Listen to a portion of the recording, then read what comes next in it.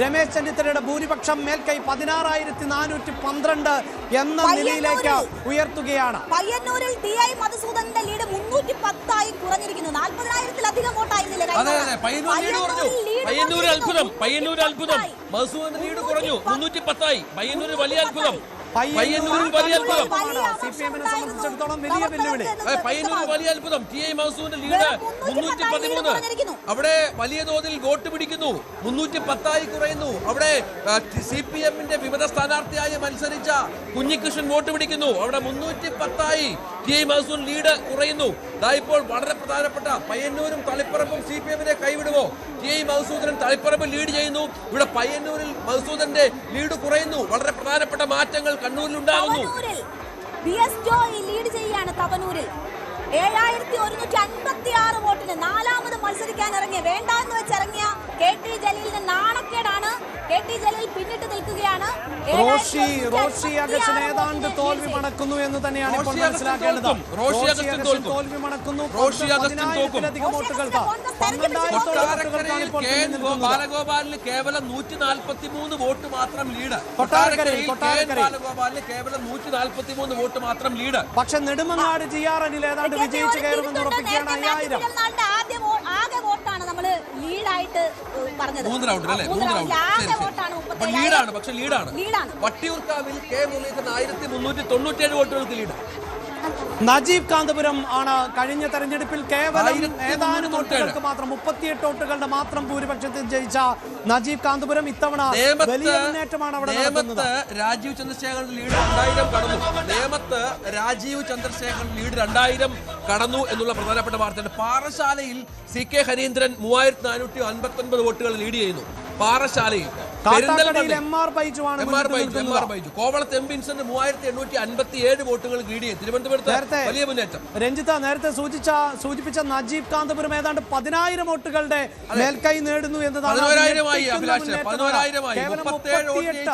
37-38 വോട്ടുകൾ കൃത്യമായി ഓർക്കുന്നില്ല. അത്രമേൽ കുറഞ്ഞ ഭൂരിപക്ഷത്തിൽ വിജയിച്ച നജീബ് കാന്തപുരം സ്വന്തം മണ്ഡലത്തിൽ ഇതാ ഭൂരിപക്ഷം 10,000-ന് മുകളിലേക്ക് എത്തിക്കുന്നു. പാലക്കാട് വീണ്ടും ശോഭാ സുരേന്ദ്രൻ മുന്നിലെത്തുന്നു. ഇപ്പോഴിതാ NDAയുടെ ടാലി 1-ൽ നിന്ന് 2-ലേക്ക് വീണ്ടും മാറാൻ സമയമായിരിക്കുന്നു. പാലക്കാട് 2,728 വോട്ടുകൾക്ക് ഇപ്പോൾ ശോഭാ സുരേന്ദ്രൻ മുന്നിട്ട് നിൽക്കുന്നു. ശോഭാ സുരേന്ദ്രൻ 2,728 വോട്ടുകൾക്ക് പാലക്കാട് ശോഭ മുന്നിൽ. ഒരു ഘട്ടത്തിൽ രമേശ് പിഷാരടി മുന്നിൽ വന്നിരുന്നു. ഇപ്പോൾ വീണ്ടും ശോഭ മുന്നിൽ എന്ന് വേണം കരുതാൻ. പക്ഷേ അവിടെ ഒരുപാട് കണക്കുകൾ നമുക്ക് ബാക്കിയുണ്ട്. അവസാനം എണ്ണുന്ന മേഖലകളിലൊക്കെ കോൺഗ്രസിന് ആധിപത്യമുള്ള മേഖലകളാണ്. അതുകൊണ്ട് ശോഭയുടെ ഭൂരിപക്ഷം ഇപ്പോൾ വീണ്ടും എന്താ സംഭവിക്കുന്നത്?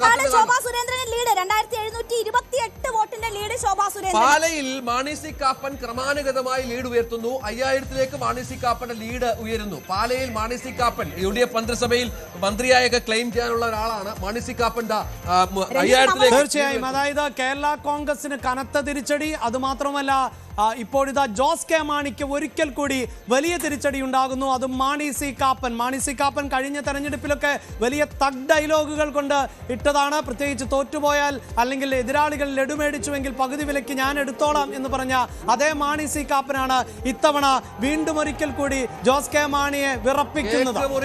KPCC ആസ്ഥാനത്ത് കേക്ക് മുറിക്കുന്നു. വലിയ കേക്കാണ്. 10,000 12,000 പ്രവർത്തകരുണ്ട്. എല്ലാവർക്കും ഓരോ ചെറിയ പീസ് വെച്ചെങ്കിലും കൊടുക്കണം. വലിയ കേക്കാണ്. വലിയ കേക്ക് മുറിക്കുന്നു. KPCC ആസ്ഥാനത്ത് ത്രിവർണ്ണ പതാക. തളിപ്പറമ്പിൽ 3-ാം റൗണ്ടിലും TK ഗോവിന്ദൻ മുന്നിൽ. KPCC ആസ്ഥാനത്ത് നിന്നുള്ള ദൃശ്യങ്ങൾ ഒരു പക്ഷേ ഇങ്ങനെ ഒരു ആഘോഷം പങ്കുവെക്കാൻ എത്ര നാളായി അവർ കാത്തിരിക്കുന്നു. ഈ മധുരം വിതരണം ചെയ്യാൻ അവർ എത്ര നാളായി കൊതിച്ചിട്ടുണ്ടാകും. അതാണ്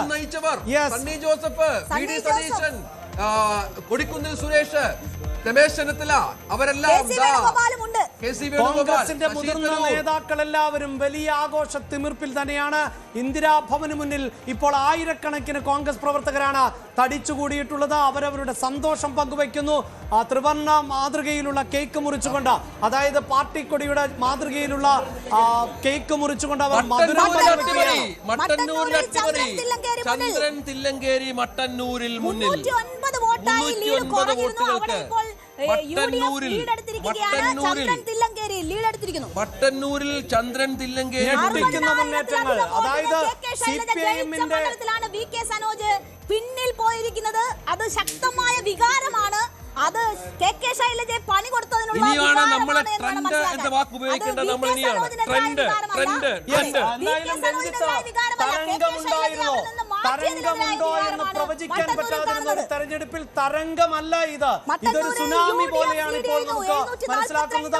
അത്രമേൽ വലിയ തിരിച്ചടി LDF-നെ സംബന്ധിച്ച് വലിയ തിരിച്ചടി തന്നെയാണ്. എക്സിറ്റ് പോളുകളെല്ലാം മറച്ചുവെക്കുന്ന തരത്തിലുള്ള വലിയ തിരിച്ചടി, അതും പാർട്ടിയുടെ കോട്ടകൊത്തളങ്ങളിൽ ആണ്. ഇത്തരത്തിൽ ഏതെങ്കിലും ഒരു ഘട്ടത്തിലെങ്കിലും ധർമ്മടത്ത് അവിടെ മുഖ്യമന്ത്രി പിണറായി വിജയനെ ഞെട്ടിക്കുന്നു. തളിപ്പറമ്പിൽ TK ഗോവിന്ദൻ 3853 വോട്ടുകൾക്ക് കോട്ടകളാണ്, ഇടതുകോട്ടകളാണ്. വോട്ടെണ്ണലിന്റെ ഒരു ഘട്ടത്തിൽ പോലും രാഷ്ട്രീയ എതിരാളികൾക്ക് പിടികൊടുക്കാത്ത കോട്ടകളിൽ ഇതാ UDF-ന്റെ പടയോട്ടമാണ് ഈ ഘട്ടത്തിൽ കാണാൻ സാധിക്കുന്നത്. മട്ടന്നൂരിൽ ചന്ദ്രൻ തില്ലങ്കേരി 742 വോട്ടുകൾക്ക് ഈ റൗണ്ടിൽ മുന്നിട്ട് നിൽക്കുന്നു. മട്ടന്നൂരിൽ TK ഗോവിന്ദന്റെ ഭൂരിപക്ഷം 3835 തളിപ്പറമ്പിൽ. TK ഗോവിന്ദന്റെ ഭൂരിപക്ഷം 3835 തളിപ്പറമ്പിൽ. കോട്ടകളിലെ അപ്രമാദിത്വം അവസാനിപ്പിക്കുന്ന തരത്തിലുള്ള മധുസൂദനെ കുഞ്ഞികൃഷ്ണൻ വിറപ്പിക്കുന്നു. കഴക്കൂട്ടത്ത് ഈ വലിയ തിരിച്ചടിയിലും കടകംപള്ളി സുരേന്ദ്രൻ ലീഡ് ചെയ്യുന്നു എന്നൊരു ആശ്വാസകരമായ വാർത്ത. അപ്പോഴും വേണു അവിടെ ഇനി യഥാർത്ഥ കണക്ക് പുറത്തു വരേണ്ടതുണ്ട്. കാരണം കടകംപള്ളി കഷ്ടിച്ചു കയറുന്നുവെങ്കിൽ അത് BJP ചോർത്തിയ വോട്ടുകളാണോ എന്നതാണ് ഇനി നമുക്ക് മനസ്സിലാക്കേണ്ടത്. ആ വിജയവും എത്രത്തോളം ആശ്വാസം നൽകും ഒരു പക്ഷേ വിജയിച്ച എന്നതാണ് ഇപ്പോൾ നമുക്ക് മനസ്സിലാക്കേണ്ടത്.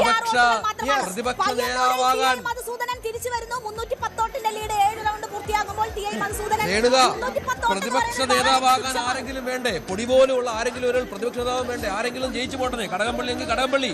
അപ്പൊ മധുസൂദന്റെ ലീഡ് പയ്യന്നൂരിൽ 310 കുറഞ്ഞു. വീണ്ടും പുറത്തേക്ക് വരുന്നോ, മാധ്യമങ്ങളോട് സംസാരിക്കുമോ എന്നറിയില്ല. എന്തായാലും 4-5 റൗണ്ടുകൾ മാത്രമാണ് പൂർത്തിയായിട്ടുള്ളത്. സാധാരണ സംസാരിക്കാറില്ല. ഫലം മൊത്തം പുറത്തു വന്ന ശേഷമാണ് അദ്ദേഹം എല്ലാ തെരഞ്ഞെടുപ്പുകളുടെ അവസാനവും. രഞ്ജിത, സതീശൻ മാത്രമല്ല ആരും സംസാരിച്ചിട്ടില്ല. അതായത് കോൺഗ്രസിന്റെ മുതിർന്ന നേതാക്കൾ ആരും പാർട്ടി ആസ്ഥാനത്ത് നിന്നുകൊണ്ട് ഒരു പ്രതികരണം തന്നിട്ടില്ല. മറിച്ച് കേരളത്തിന്റെ ചുമതലയുള്ള ദീപാദാസ് മുൻഷി മാത്രമാണ്. ഇത്ര അച്ചടക്കമുള്ളവരോ ഈ പാർട്ടി നേതാക്കൾ എന്ന് അത്ഭുതം കൂറേണ്ട മണിക്കൂറുകളാണ്. പ്രത്യേകിച്ച് മുഖ്യമന്ത്രി തർക്കമടക്കം തെരഞ്ഞെടുപ്പ് വോട്ടെടുപ്പിന് ശേഷം കണ്ട കേരളത്തിലാണ് ഈ നിശബ്ദത. അതും പടുകൂറ്റൻ വിജയമാണ്. എന്തോ വരാനുണ്ട് വരാനിരിക്കുന്നതിന്റെ നാന്ദിയാണ് ഈ നിശബ്ദത എന്നത് സംശയമില്ല.